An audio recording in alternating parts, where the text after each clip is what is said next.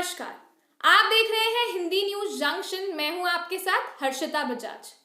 Corona से भारत की अर्थव्यवस्था पर भी भारी प्रभाव पड़ रहा है।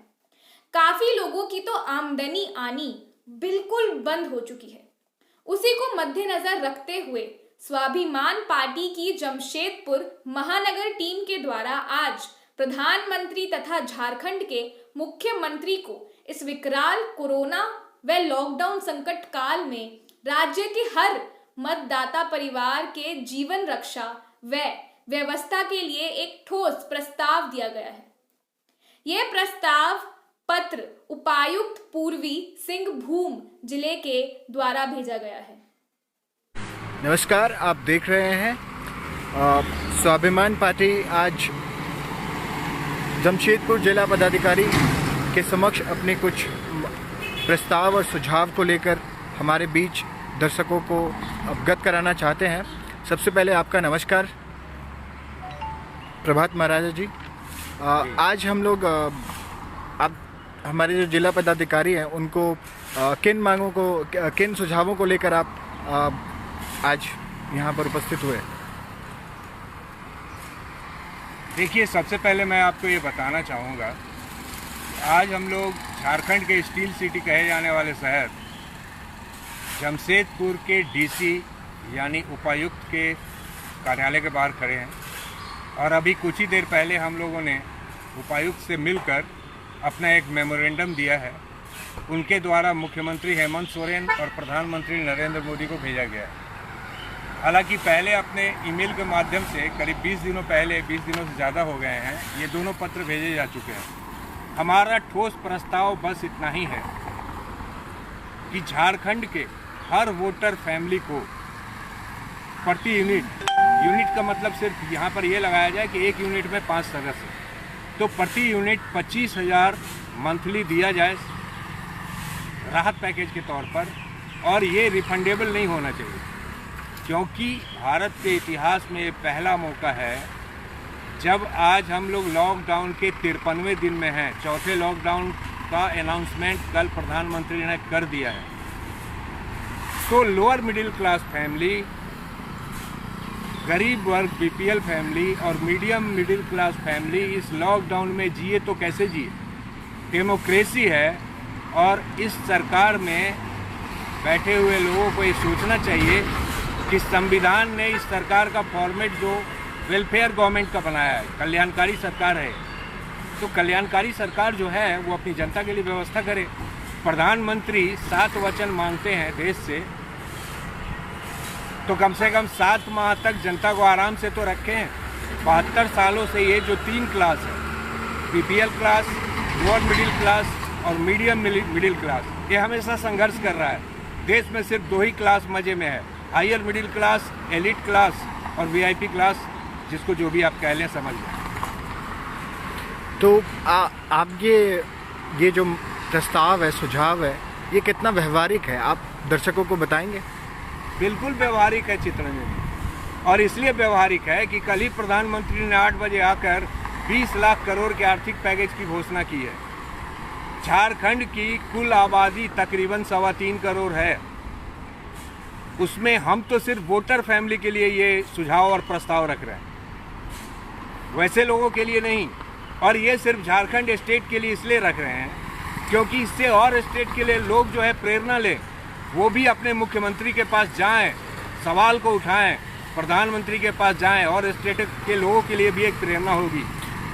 तो ये दर्शकों की तरफ से मैं ये जानना चाहता हूँ कि ये कितने लोगों को इससे फ़ायदा होने वाला है सीधे तौर पर? अगर ये सुझाव अगर सरकार और प्रशासन मान लेती है तो सीधे तौर पर कितने लोगों को लाभ होगा? मेरे ख्याल से अगर झारखंड में वीआईपी क्लास और हायर मिडिल क्लास को निकाल दिया जाए तो तकरीबन 2.5 करोड़ लोग ऐसे बचेंगे तकरीबन मोटे तौर पर, जिनको इससे फ़ायदा होगा। कुल कितने परिवार हुए? देखिए, झारखंड की आबादी 3.25 करोड़ है जी, और यहाँ तकरीबन 2 करोड़ के आसपास वोटर हैं जी। तो बहुत सारे ऐसे लोग भी हैं जो झारखंड के वोटर नहीं हैं, अन्य राज्यों के वोटर हैं, अपने जीवन यापन के लिए झारखंड में हैं। लेकिन ये हमारे इस शेड्यूल में नहीं है। इस शेड्यूल में वो इसलिए नहीं है क्योंकि हम सारे देश के सारे स्टेट के लोगों को, सारे एनजीओज को, सारी सामाजिक संस्थाओं को, सारे राजनीतिक दलों को ये प्रेरणा देना चाहते हैं कि आप ऐसे ठोस प्रस्ताव अपने राज्य के मुख्यमंत्री और प्रधानमंत्री के समक्ष रखिए। स्वाभिमान पार्टी झारखंड ने सिर्फ झारखंड के लिए ये ठोस प्रस्ताव रखा है, प्रधानमंत्री के सामने, मुख्यमंत्री के सामने, उपायुक्त के द्वारा आज भेजा गया है। तो जैसा कि कुल परिवारों की संख्या 50 लाख समझ में आता है, मोटे तौर पर आप मान सकते हैं।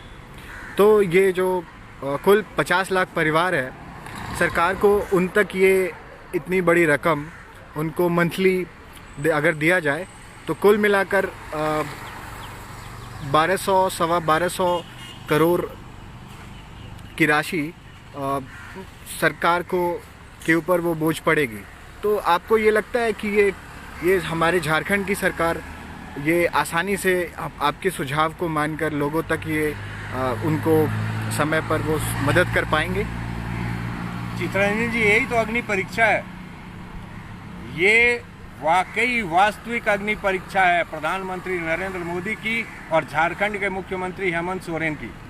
कहना बड़ा आसान है कि हम गरीबों, किसानों, मजदूरों के लिए काम करते हैं, जीते हैं, उसी के लिए सरकार में हैं। क्योंकि जब आप नगद राशि भेजते हैं परिवारों को तो वो ज़मीन में गाड़ कर नहीं रखेगा, वो उसको मार्केट में खर्च करेगा। आप बात को समझें और आप सोच कर देखिए, झारखंड में ही अगर हर परिवार के पास 25,000 मंथली 7 महीने तक आता है और वो कल प्रधानमंत्री द्वारा, हालांकि उस पर मैं इसमें अभी कुछ नहीं कहूँगा, वो एक अलग विषय है। लेकिन जो मेरा कहना है वो सिर्फ इतना है कि ये बहुत सीधा और सरल तरीका है अर्थव्यवस्था की पहिया को घुमाने का, लोगों को रिलीफ देने का और लोगों को ये एहसास कराने का कि वाकई आप डेमोक्रेसी में रह रहे हैं और एक कल्याणकारी सरकार आपके पास है। तो आपको लगता है ये व्यवहारिक एक सुझाव है, अगर सरकार माने तो इससे जनता का भला होगा? बिल्कुल होगा, जनता का भला होगा, लोगों को एहसास होगा कि वे एक वेलफेयर स्टेट में रह रहे हैं।